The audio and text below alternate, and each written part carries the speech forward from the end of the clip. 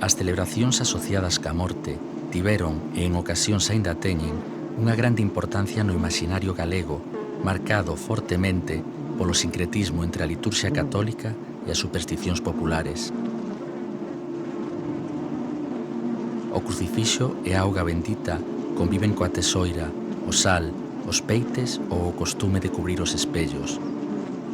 Un amplo universo de crenzas que dan forma a esta cultura do óbito, estruturada como un sistema de símbolos que servía para reforzar os lazos da comunidade reunida, tanto para lamentar a morte como para celebrar a vida.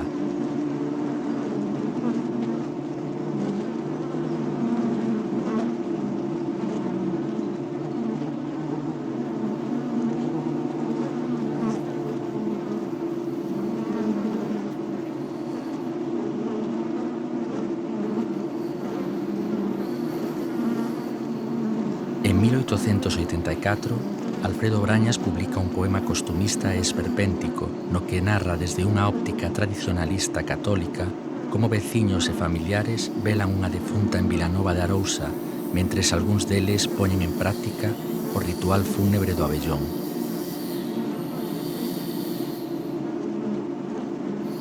En certo momento, un grupo entra na habitación da persoa falecida e ten lugar a curiosa danza ritual na que os participantes, de mans dadas nun clima de solemnidade, viran arredor do corpo, mentre reproducen só por medio das súas voces e entre dentes un zunido, imitando o son do insecto que dá nome a este rito, coa estrita norma de non parar baixo o risco de atraer a morte.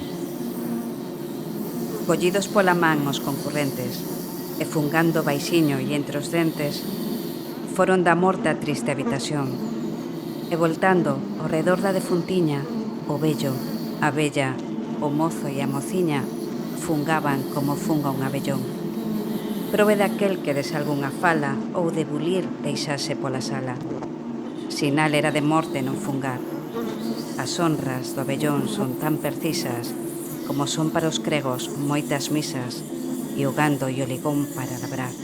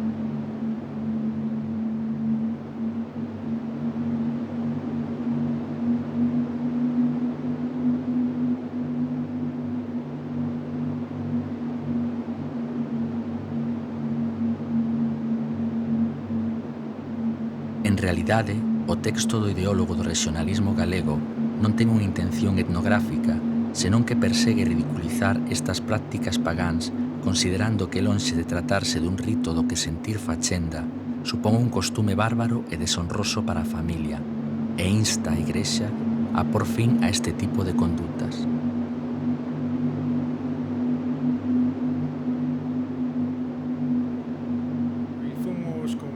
Alén do relato de Brañas, non contamos con moitas máis referencias, agás algunhas mencións de autores posteriores ou testemunhas orais pouco frecuentes. Entonces coincidimos con unha xente que nos ofreceu ir a unha casa particular, porque estábamos buscando unha casa particular para dormir, e nos ofreceu unha casa particular nas Baluitas. E coincidimos que había un velatorio, que se quixéramos ir ao velatorio que podíamos ir, pero non podíamos participar en nada.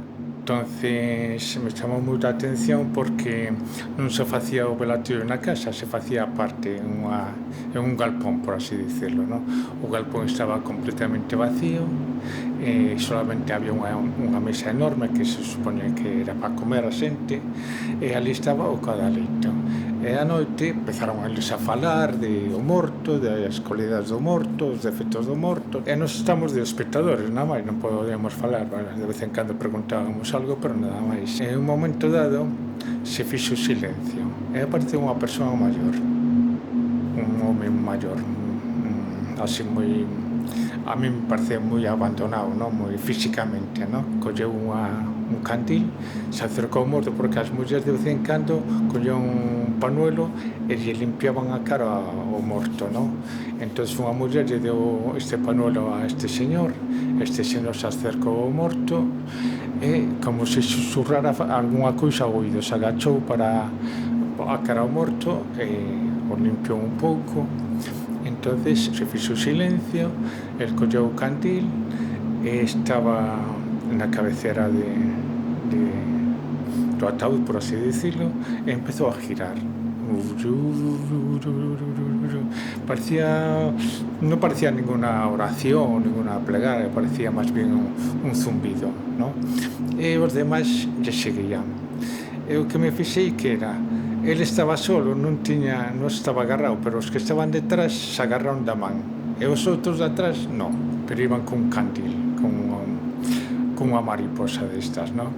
E fixeron unha turné, un giro de 7 voltas, depois se pararon outra vez na cabecera do morto, o señor se acercou outra vez e limpiou a cara, susurrou algo e fixo o giro ao sentido contrario que fixera antes, non? Como 5 voltas. Non as contei ben, depois lle preguntei como era o rollo.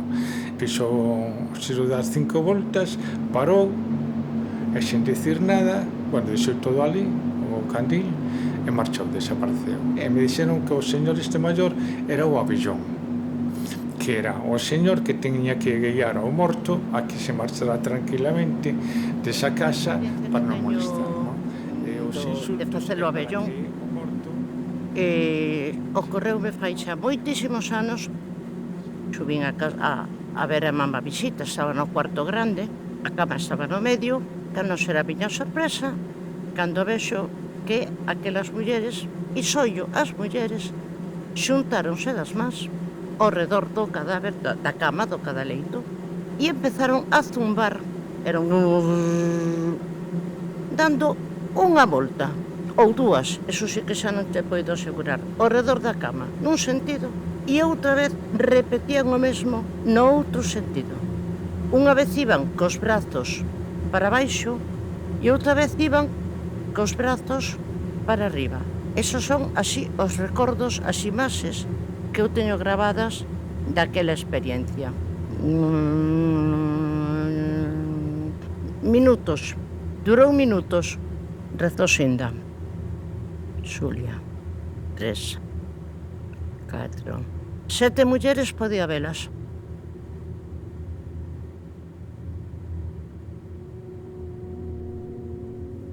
O enterro era un acontecemento de carácter social, no que se diluían os límites do espazo privado, especialmente nos velorios, que podían chegar a estenderse toda a noite, en ocasións varios días, compartindo mesa, mágoa e ata diversión. O ámbito familiar amplíase e confórmase tanto a través de aspectos prácticos, preparación da casa e do corpo, como simbólicos, apoiándose en diferentes crenzas que contribúen a xerar un espazo sagrado. Ao redor de cada leito, os fillos e as fillas daban voltas e botaban augardente ao redor. Unhas mulleres sentadas nunhas sillas pois daiaban ali un pouco como plañideras. Facían as voltas, daban as voltas e despois os laios tan grandes, esos lamentos de moita dor que non correspondía, aparentemente non correspondía con unha morte natural, sen sufrimento e de unha idade moi avanzada. E ainda así, pois había uns lamentos, unha cousa moi de escena, non? Como que pertenecía... Nestas longas sesións de acompañamento cruzanse elementos inicialmente tan alexados e a priori opostos como a morte, a festa ou o xogo. Despois abaixo había unha cociña moi grande, cunha lareira fervendo ali o pote, e moitísima xente comendo, bebendo, contando chistes, cantando e pasando moi ben.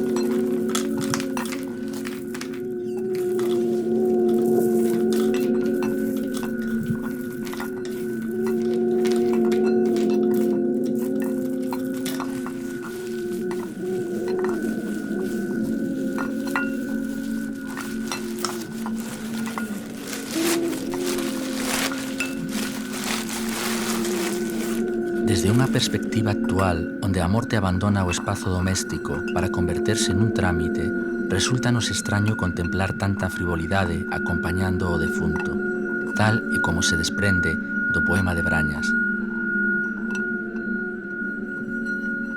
Pero como se constatou a través de múltiples testemuños que nos chegan por medio de traballos etnográficos posteriores, os velorios eran, entre outras cousas, un espazo de subversión fronte á morte. No momento en que a morte se afirma na vida da comunidade e nos individuos, ten lugar unha afirmación da vida, mais non da vida como realidade cotiá, senón da vida no seu máximo esplendor, representada na situación festiva. Así, a indiferenza, os choros, a perda de apetito e a depresión sexual causada pola dor confróntase coa afirmación do grupo, o riso, a comida, a bebida e a erotización.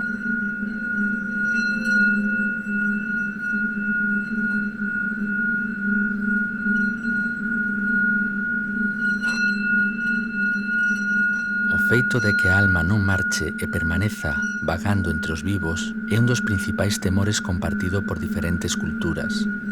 De aí o costume galego de abrir as portas e as fiestras cando se produce a morte para pechalas a continuación en sinal de loito.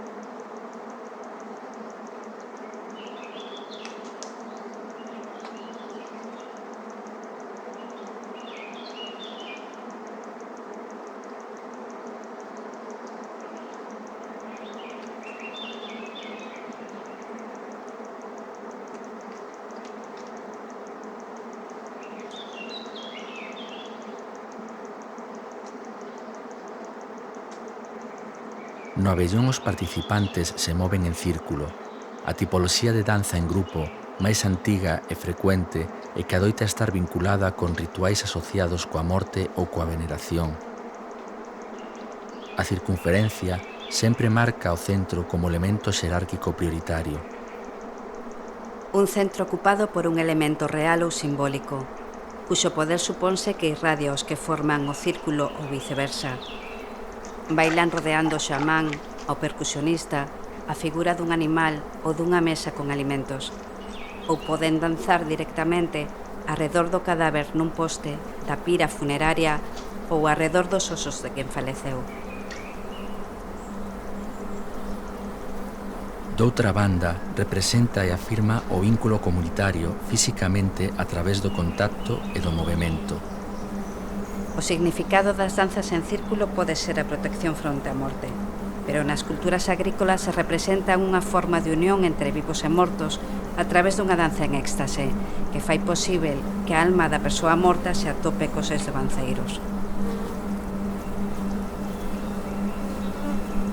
Círculo e xiro son representacións obvias de ideas como o ciclo, o perpetuo ou o continuo, sendo unha das antigas formas da maxia. Toda danza é unha pantomima de metamorfose.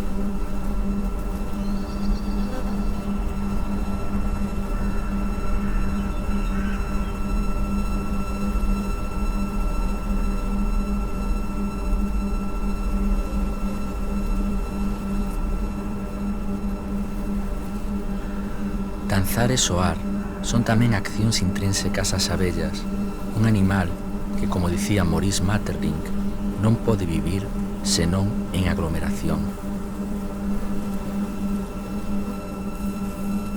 Hoxe sabemos que é mediante unha serie de meticulosos patróns de movemento como unha delas comunica ao resto o lugar onde se atopan as zonas estratégicas para conseguir pole.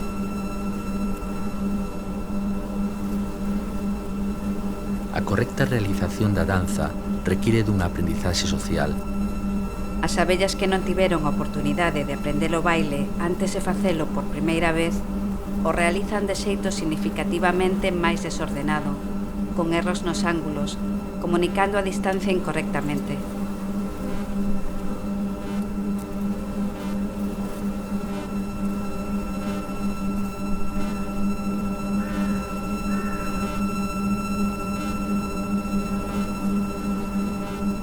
Cando unha abella atopa recursos nas inmediacións da colmea, regresa para iniciar unha danza circular. Entón, as súas compañeiras saen e percorren o espazo circundante para dar co obxectivo. Este baile complétase con outro algo máis complexo, a danza do meneo, utilizada para precisar con máis detalle localizacións que están a maior distancia.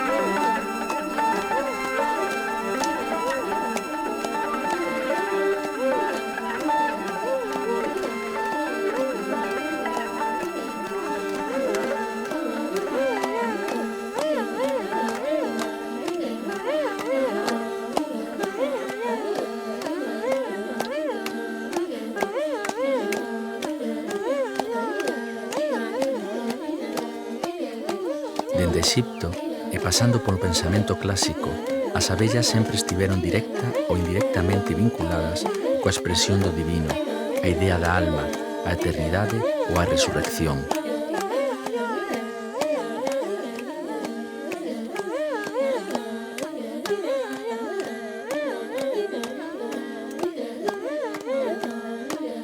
Por outra banda, o respecto por este himenóptero está fortemente arraigado na cultura popular. Así o amosa o curioso costume de contarlle as abellas, moi estendido no mundo anglosaxón, pero que tamén atopamos en zonas de Francia e en rexións como Asturias ou o País Vasco. Segundo o cal, era necesario comunicarlles en persoa o falecemento de algún membro importante da casa para que non fuxisen.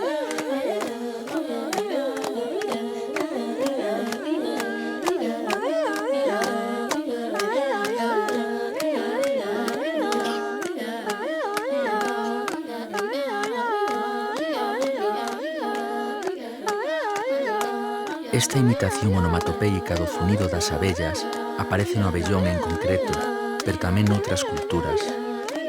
Cando se quería establecer unha relación mística coa abella, a persoa transformábase con toda a súa alma imitando o zunido. A abella non só é representada, senón que tamén se encarna en quen a invoca a través de xestos e sons, sen intermediarios.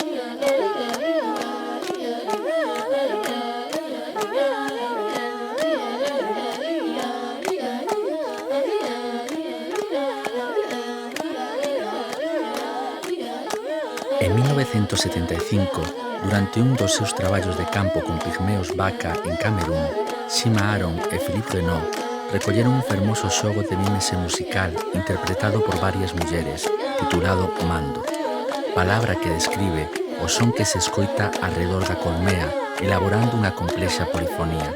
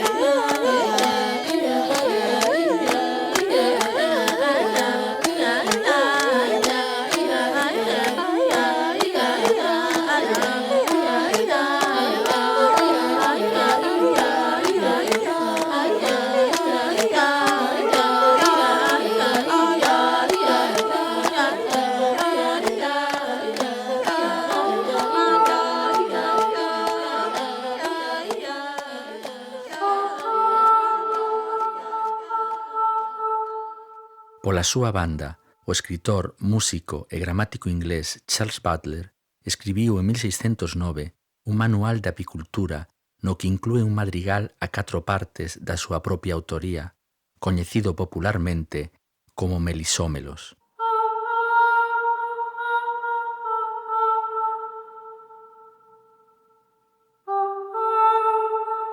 Esta curiosa partitura está inspirada polas abellas e as súas entonacións, como o canto da raíña, o trompeteo e o grallo.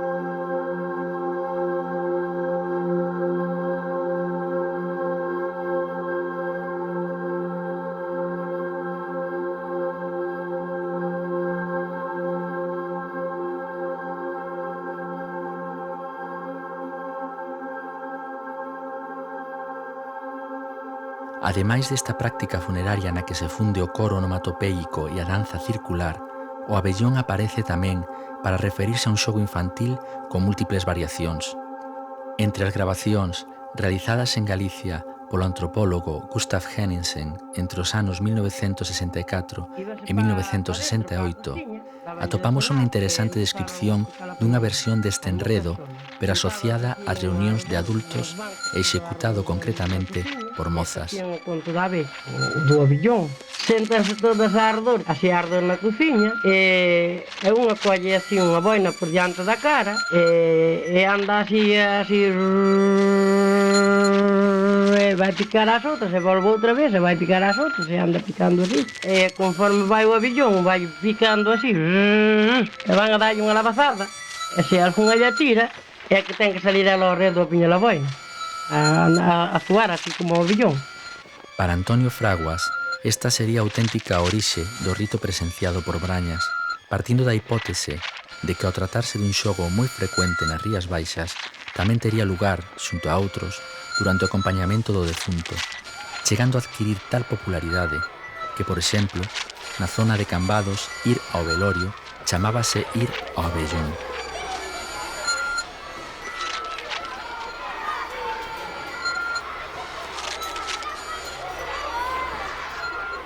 Poida que non exista ningunha relación entre ambas manifestacións, pero se asumimos que a houbese, é posíbel que se iniciase como unha distracción máis entre a amalgama de divertimentos do velorio e que se fose transformando en algo maior, adquirindo un significado especial e profundo.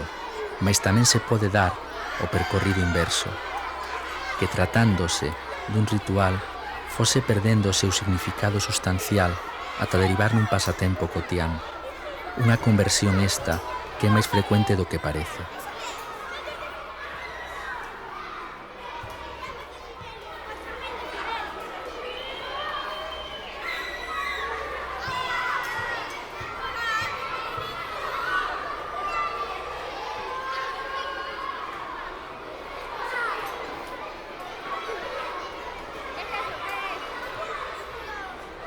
Sexa cal fora a orixe desta práctica, do que non hai dúbida é de que descansen as súas raíces nun rito ancestral ou nun inocente xogo, chegou a ter unha especial relevancia, cando menos localmente, asociada aos ritos liminares vencellados á morte, como un elemento diferencial constituído polo movemento e o son.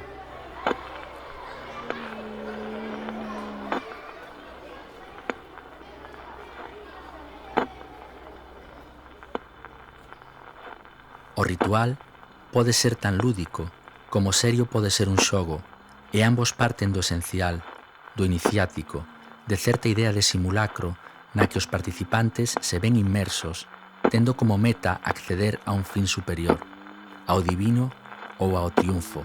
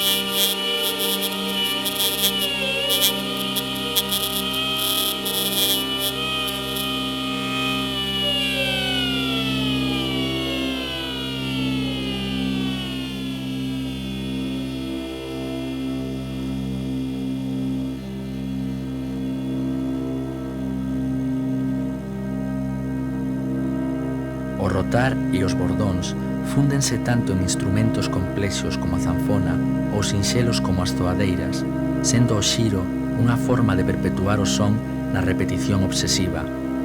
Ambos, aínda que non presentes no ritual do abellón, sí que aparecen vinculados co son das abellas en diferentes culturas. Dicía do primeiro deles o Manuel Pintos en 1865 no seu dicionario gallego-castellano: instrumento músico de ciegos, poco agradable, antes bien rayante a los oídos, por su monótono zumbido parecido al de las abejas.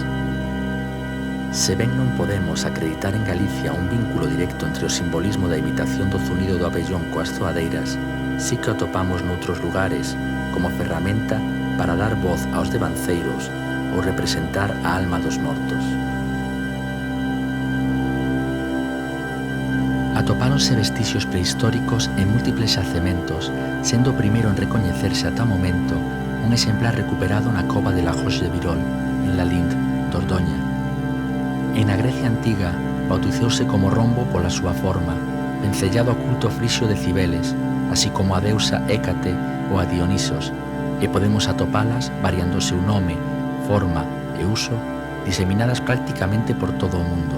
Créese que polas súas características poderían estar asociadas con diferentes prácticas, acompañando aos ritos de prosperidade e de circuncisión, ao culto dos antepasados e as cerimonias fúnebres, especialmente aquelas zoadeiras sepulcrais enzufadas en ocre, as cales simbolizan o lume purificador que a vez reúne e separa a terra e o ceo.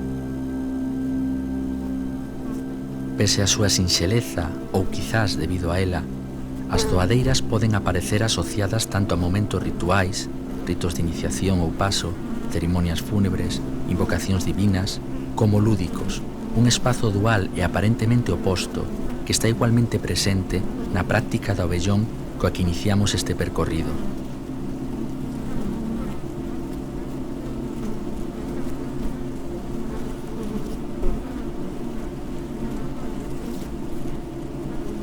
Xa sexa emitido entre os dentes ou a base da forza centrífuga das zoadeiras, o zunzún, como avanzamos, é máis que un son, é un símbolo capaz de adquirir dimensións totémicas que seduciu os oídos máis diversos. Simple na súa execución, pero complexo nos seus significados. Contén o poder para transformarse en voces divinas, ser transmisor de augurios e exhortador de almas en diferentes sistemas de crenzas.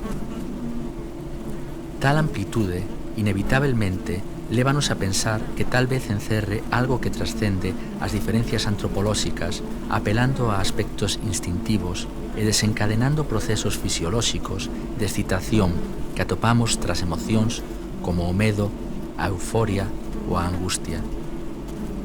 Créase un estado de suxestión para proxectar sobre o individuo principios simbólicos construídos culturalmente e que se sitúan no ámbito da interpretación do divino.